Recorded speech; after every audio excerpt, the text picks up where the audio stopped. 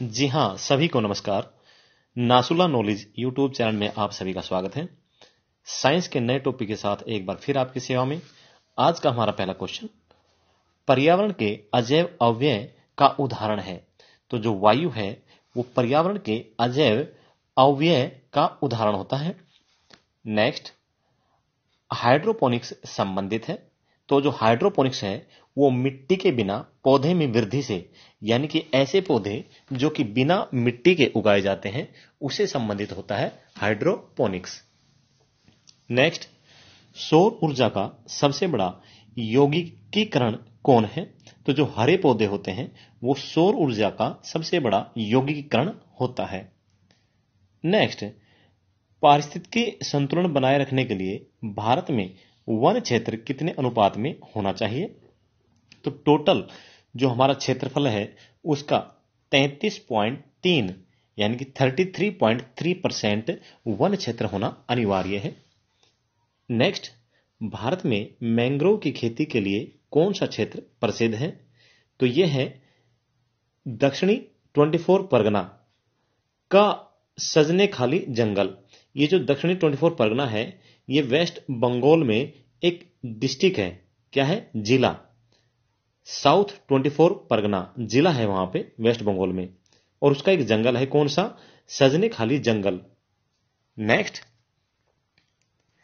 एपीफाइटस बहुत अधिक विकसित होते ऐसे पौधे हैं जो अन्य पर निर्भर करते हैं। किस लिए निर्भर करते हैं? ये यांत्रिक मदद हेतु दूसरों पर निर्भर करते हैं। फिर दोबारा देख लेते हैं इस क्वेश्चन को। एपीफाइटस बहुत अधिक विकसित होती ऐसे पौधे हैं जो अन्य पर यांत्रिक मदद हेतु निर्भर करते हैं। नेक्स्ट, पादपालय एक सुविधा है जिससे जिससे क्या भाई, नियंत्रित दशाओं में पादपों का उगना संभव हो पाता है। यानी कि पादपालय एक ऐसी कंडीशन है जिससे कि नियंत्रित दशाओं में पादपों का उगना संभव हो पाता है। ये पादप क्या होते हैं? पेड़ पौधे, फल फूल, फ्लोरा एंड फौना तो आपने सुना ही होगा। उसी की बातें कर रहे हैं हम लोग। नेक्स्ट, कौन सा कृषि कार्य पर्यावरणीय दृष्टि से उपयुक्त है? तो कार्बनिक कृषि जो होती है वो पर्यावरणीय दृष्टि से बहुत अधिक उपयोगी होती है।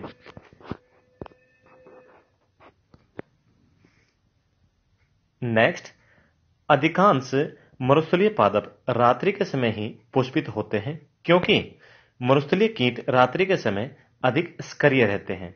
मरुस्थलीय बोले तो जहां पे रेगिस्तान वाला इलाका होता है उसकी बात कर रहे हैं। नेक्स्ट, रेगिस्तान में पैदा होने वाले पौधे क्या कहलाते हैं?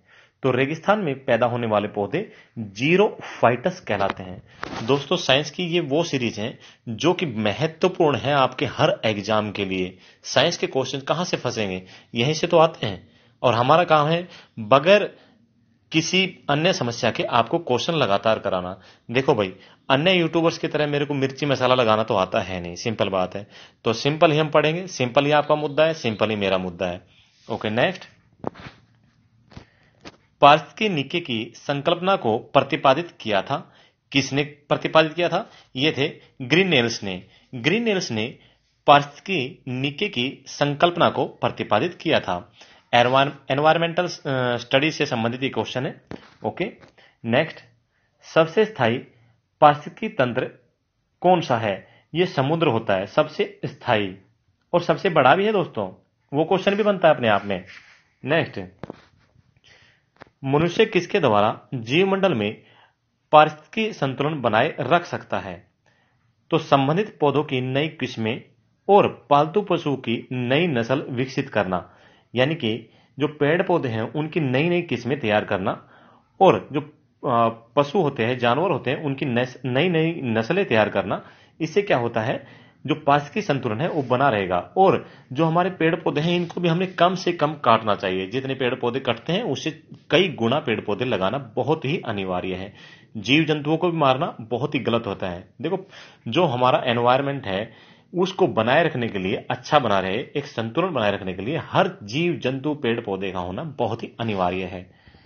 ग्लोबल वार्मिंग से अगर बचना है ना, तो इस पारिस्थितिकी जो संतुलन है इसको बनाए रखना बहुत जरूरी है। नेक्स्ट है सामाजिक वानिकी है। तो सामाजिक वानिकी सहकारी स्वामित्व वाली भूमि पर उपयोगी पौधों का उगाना और उनकी व्यवस्था रखना। सामाजिक बोले तो समाज का, ओके। सहकारी यानी कि सरकारी जो स्वामित्व वाली भूमि है उसके ऊपर उपयोगी पौधों का उगाना और उनकी व्यवस्था करना। नेक्स्ट, राष्ट्रीय वानस्पतिक उद्यान कहां स्थित है? तो राष्ट्रीय वानस्पतिक उद्यान लखनऊ में स्थित है। नेक्स्ट है भारत में वन अनुसंधान संस्थान कहां है? तो भारत में वन अनुसंधान संस्थान देहरादून में है दोस्तों। नेक्स्ट, पृथ्वी का विशालतम पारिस्थितिक तंत्र है जलमंडल। वही तो हम बता रहे थे ऊपर आपको, समुद्र। जलमंडल जो है वो पृथ्वी का सबसे बड़ा विशालतम पारिस्थितिक तंत्र है। ओके। नेक्स्ट, एक कृत्रिम पारिस्थितिक तंत्र निरूपित किया जाता है जल जीवशाला द्वारा। एक कृत्रिम बनाना ना, मैन मेड, तो कैसे बनेगा? जल जीवशाला के द्वारा। नेक्स्ट, रेड डाटा बुक उन जातियों के बारे में जानकारी देती है जो संकटपन है। यानी कि रेड डाटा बुक एक ऐसी बुक है जिसमें कि जीव जंतु और पेड़ पौधों के बारे में लिखा जाता है। और ये कौन से होते हैं? जिनके ऊपर संकट छाया हुआ है खत्म होने का, विलुप्त होने का। ठीक है। और भाई ये कैसे मानते हैं हम कि भाई ये जो नस्ल है, ये जो पौधा है संकट पन के अंतर आता है, यानी कि संकटग्रस्त होने वाली है, विलुप्त होने वाली है, इसको हम रेड डाटा बुक में एंट्री करेंगे। ये कैसे जानकारी मिलती है? ये मिलती है, मान लीजिए एक स्पेशल किस्म है पौधे की या एक नस्ल है किसी जीव की, कोई चिड़िया है खास तरह की, तो अगर पिछले 40 सालों से वो पौधा, वो जीव, वो चिड़िया हमें देखने को नहीं मिला है ना, तो उसका नाम एंट्री कर दिया जाता है इस रेड जो डाटा बुक है इसके अंदर। ओके। नेक्स्ट है भारत में पारिस्थितिक असंतुलन कौन एक प्रमुख कारण है? तो वनोन्मूलन, यानी कि जो वनों का कटाव है वो बहुत ही महत्वपूर्ण कारक है जो असंतुलन बनता है ना हमारी पृथ्वी पर, उसका। ओके। नेक्स्ट, ताल पारिस्थितिक तंत्र की स्थिरता निर्भर करती है। तो ये निर्भर करती है उत्पादकों और उपभोक्ताओं पर, यानी कि कितना उत्पादन हो रहा है और कितना उपभोक्ता उसको कंज्यूम कर रहे हैं, इसके ऊपर।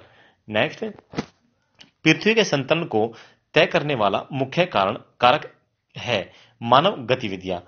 पृथ्वी के संतुलन को अगर तय करता है तो मानव गतिविधियां तय करती है। जितना मानव निकम्मा बनता जाएगा, कुछ भी नहीं करेगा, मान लो तो जंगल बहुत ज्यादा उग जाएंगे, जीव जंतु भी बहुत ज्यादा अच्छे रहेंगे। लेकिन ये मानव जब प्रोग्रेस कर रहा है 3G 4G 5G की तरफ जा रहा है, तो जितनी ज्यादा अल्ट्रावायलेट रेज जो सूर्य की आ रही है ना, जो हमें प्रभावित करती है, ऐसे ये जो रेडिएशन होती है ना टावर्स की, ये भी बहुत खतरनाक होती है। ये 5G की तरफ हम जा रहे हैं, मॉडर्न हम बन रहे हैं, लेकिन उतना ही पारिस्थितिक तंत्र हमारा खराब होता जा रहा है, संतुलन बिगड़ता जा रहा है। इसलिए जो क्वेश्चन था क्या था? प्रकृति के संतुलन को तय करने वाला मुख्य कारक क्या है? मानव गतिविधियां। नेक्स्ट, वैश्विक विरासत का वन माना जाता है, यह है पश्चिम बंगाल में सुंदरवन। नेक्स्ट, वह वर्णक जो वनस्पति को बैंगनी किरणों के दुष्प्रभाव से बचाता है कौन सा है? तो वह वर्णक जो वनस्पति को बैंगनी किरणों के दुष्प्रभाव से बचाता है वह है फाइकोसाइनिन। कौन सा? फाइकोसाइनिन। ओके। नेक्स्ट, सर्वाधिक जैव विविधता कहां पाई जाती है? उष्णकटिबंधीय वर्षा वनों में सर्वाधिक जैव विविधता पाई जाती है। कहने का मतलब क्या है? यानी कि अलग अलग किस्म की, अलग अलग नस्ल की जो हमें पौधे हैं, जीव जंतु है, वो वहीं पे ही मिलते हैं। कहां पे? उष्णकटिबंधीय वर्षा वनों में। नेक्स्ट, पारिस्थितिक तंत्र में तत्वों के चक्रण को क्या कहते हैं? तो पारिस्थितिक तंत्र में तत्वों के चक्रण को जैव भू रासायनिक चक्र कहा जाता है। नेक्स्ट, चिपको आंदोलन मूल रूप से किसके विरुद्ध था?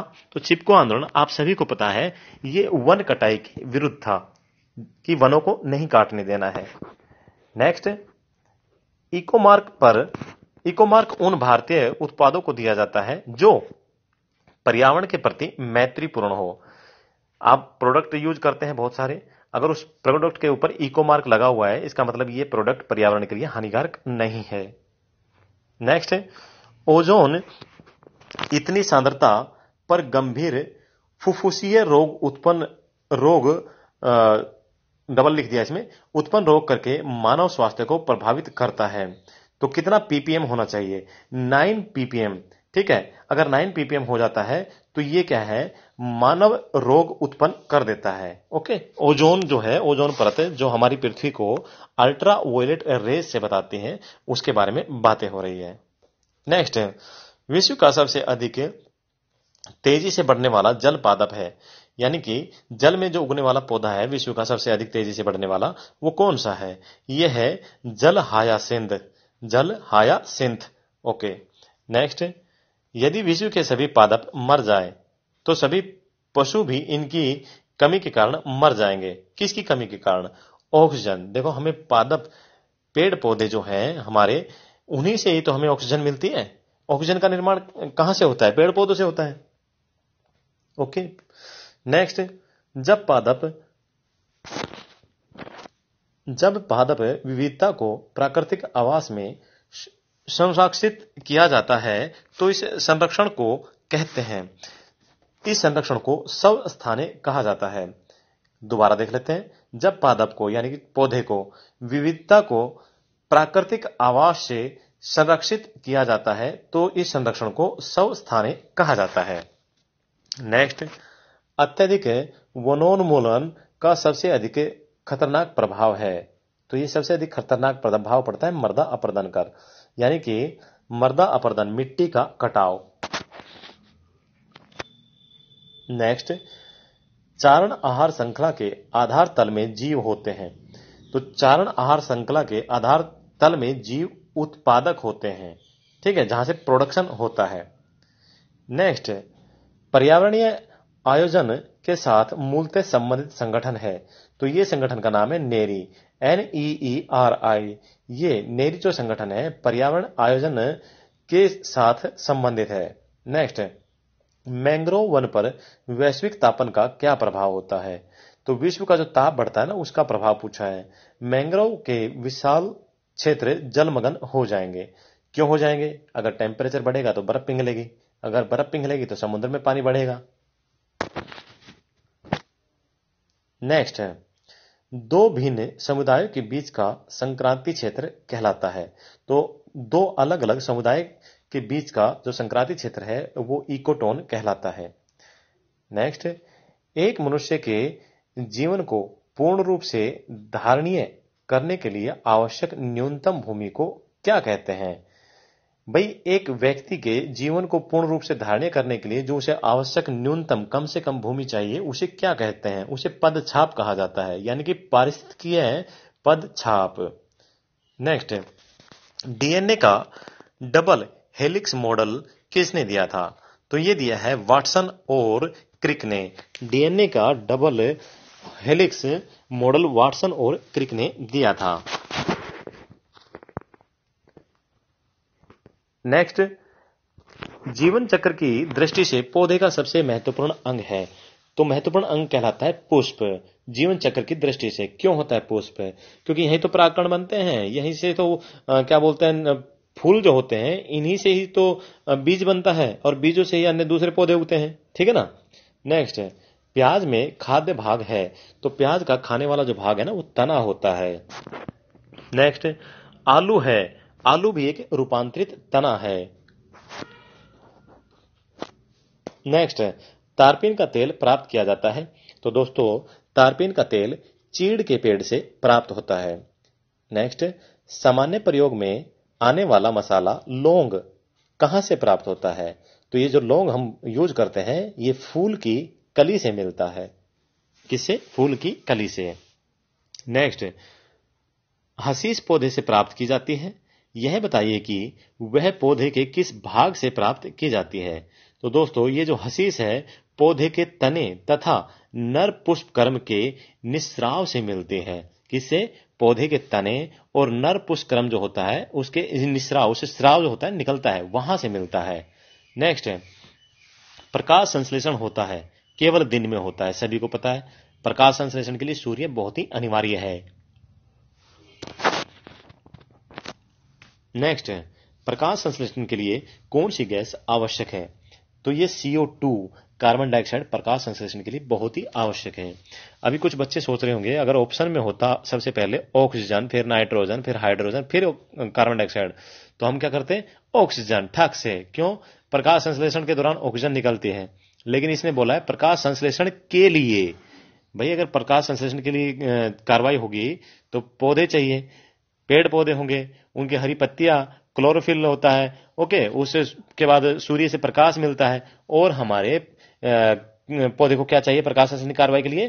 Carbon dioxide. भाई कार्बन डाइऑक्साइड लेगा तभी तो ऑक्सीजन छोड़ेगा। नेक्स्ट, पौधे में पेड़ का खाना तैयार करने की प्रक्रिया को क्या कहते हैं? ये फोटोसिंथेसिस यानी कि प्रकाश संश्लेषण की कार्रवाई कहलाती है। नेक्स्ट, किस वनस्पति खाद में अधिकतम प्रोटीन होता है? तो अधिकतम प्रोटीन जो है ना वो दालों में मिलता है और सोयाबीन में सबसे ज्यादा होता है। नेक्स्ट, सिनकोना की छाल से प्राप्त औषधि को मलेरिया उपचार के लिए प्रयुक्त किया जाता है। जिस कृत्रिम औषधि से इस प्राकृतिक उत्पाद को प्रतिस्थापित किया जाता है वह क्या है? वो होता है क्लोरोक्विन। क्लोरोक्विन की गोलियां। ठीक है, अभी आपको पता ही होगा क्या चल रहा है? कोरोना चल रहा है भाई, बहुत भयंकर। और इंडिया ने अभी कुछ समय पहले जब कोरोना अपने बढ़ रहा था तो अमेरिका ने कितनी ही गोलियां क्लोरोक्विन की इंडिया से इंपोर्ट की थी। अमेरिका ने बहुत ज्यादा इंपोर्ट की थी और हम लोगों ने एक्सपोर्ट की थी। नेक्स्ट, कौन सी फसल मृदा को नाइट्रोजन से भरपूर कर देती है? तो मृदा को यानी कि मिट्टी को नाइट्रोजन से भरपूर कर देती है मटर।